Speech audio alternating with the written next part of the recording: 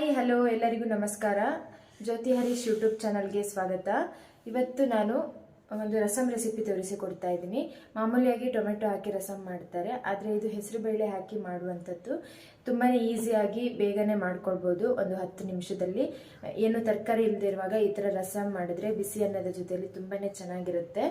ಅದಕ್ಕೂ ಮುಂಚೆ ನಮ್ಮ ಚಾನಲನ್ನು ಯಾರು ಫಸ್ಟ್ ಟೈಮ್ ನೋಡ್ತಾ ಇದ್ದೀರಾ ಪ್ಲೀಸ್ ಸಪೋರ್ಟ್ ಮಾಡಿ, ಸಬ್ಸ್ಕ್ರೈಬ್ ಆಗಿ, ಹಾಗೆ ವಿಡಿಯೋನ ಸ್ಕಿಪ್ ಮಾಡದೆ ಕೊನೆ ತನಕ ನೋಡಿ. ನಿಮಗೆ ನಮ್ಮ ರೆಸಿಪಿ ಇಷ್ಟವಾಗಿದ್ದರೆ ಪ್ಲೀಸ್ ಸಪೋರ್ಟ್ ಮಾಡಿ. ಹಾಗೆ ಬನ್ನಿ ನೋಡ್ಕೊಂಬರೋಣ ಹೇಗೆ ಮಾಡೋದು ರಸಂ ಅಂತ.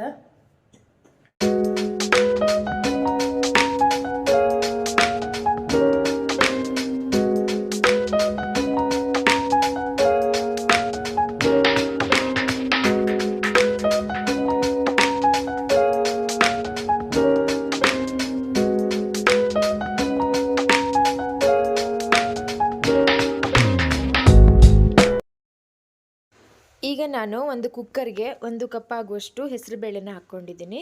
ಅದನ್ನು ಚೆನ್ನಾಗಿ 2 ಸಾರಿ ತೊಳೆದುಕೊಳ್ಬೇಕು. ತೊಳೆದುಕೊಂಡಾದ ನಂತರ ಒಂದು 3 ಟೊಮೆಟೊನ ಸಣ್ಣದಾಗಿ ಕಟ್ ಮಾಡಿ ಹಾಕಿದ್ದೀನಿ.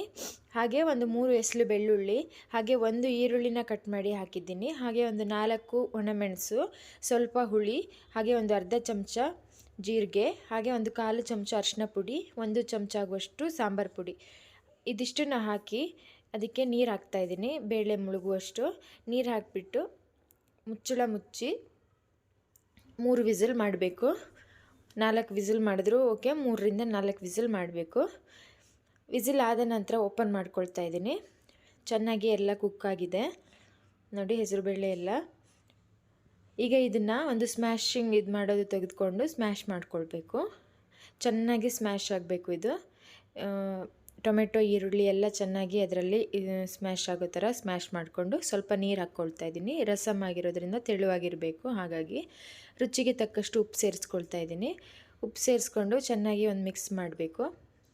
ಮಿಕ್ಸ್ ಮಾಡಿದರೆ ಈ ಹದದಲ್ಲಿ ಇದ್ದರೆ ಸಾಕು. ಈಗ ಅದಕ್ಕೆ ಒಗ್ಗರಣೆ ಮಾಡೋದಕ್ಕೆ ಒಂದು ಪಾತ್ರೆಯಲ್ಲಿ 1-2 ಚಮಚ ಎಣ್ಣೆ ಬಿಸಿ ಮಾಡ್ತಾಯಿದ್ದೀನಿ. ಎಣ್ಣೆ ಬಿಸಿ ಆದಮೇಲೆ ಅದಕ್ಕೆ 1 ಚಮಚ ಆಗುವಷ್ಟು ಸಾಸಿವೆ ಹಾಕಿ, ಸಾಸಿವೆ ಸಿಡಿದ ನಂತರ ಒಂದು 4ರಿಂದ 5 ಎಸಳು ಬೆಳ್ಳುಳ್ಳಿನ ಕ್ರಷ್ ಮಾಡಿ ಹಾಕಿದ್ದೀನಿ. ಬೆಳ್ಳುಳ್ಳಿ ಹಾಕೋದ್ರಿಂದ ರಸಮ್ಗೆ ತುಂಬಾ ಫ್ಲೇವರ್ ಚೆನ್ನಾಗಿರುತ್ತೆ. ಈಗ ಬೆಳ್ಳುಳ್ಳಿ ಕೆಂಪಾದ ಮೇಲೆ ಬೇಯಿಸಿಟ್ಕೊಂಡಂಥ ಸ್ಮ್ಯಾಶ್ ಮಾಡಿ ಇಟ್ಕೊಂಡಂಥ ಹೆಸರುಬೇಳೆನ ಹಾಕಿ ಒಂದು ಮಿಕ್ಸ್ ಮಾಡಬೇಕು. ಮಿಕ್ಸ್ ಮಾಡಿ ಅದಕ್ಕೆ ಸ್ವಲ್ಪ ಕೊತ್ತಂಬರಿ ಸೊಪ್ಪು ಕಟ್ ಮಾಡಿ ಹಾಕಿದರೆ ಒಂದು ಕುದಿ ಬರೋ ತನಕ ಬಿಡಬೇಕು. ಈ ಸಾಂಬಾರು ತುಂಬಾ ಚೆನ್ನಾಗಿರುತ್ತೆ ಬಿಸಿ ಅನ್ನಕ್ಕೆ. ನೀವು ಒಮ್ಮೆ ಮನೇಲಿ ಟ್ರೈ ಮಾಡಿ ನೋಡಿ. ನಾನು ಮಾಡಿರೋ ರೆಸಿಪಿ ನಿಮಗೆ ಇಷ್ಟವಾಗಿದ್ದರೆ ನಮ್ಮ ಚಾನಲ್ಗೆ ಪ್ಲೀಸ್ ಸಪೋರ್ಟ್ ಮಾಡಿ. ವಿಡಿಯೋನ ಕೊನೆ ತನಕ ಸ್ಕಿಪ್ ಮಾಡದೆ ನೋಡ್ತಾ ಇರಿ.